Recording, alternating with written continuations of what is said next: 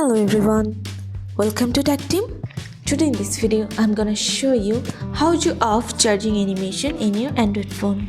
Before starting the video, please subscribe to Tactim. So let's get started.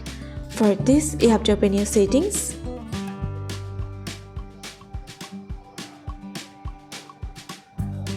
Now scroll down, present dynamic effects. Here you can see charging animation. Click on this.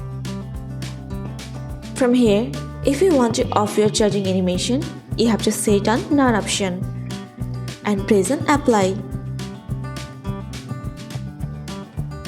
That's it. So this is how to off charging animation in your Android phone.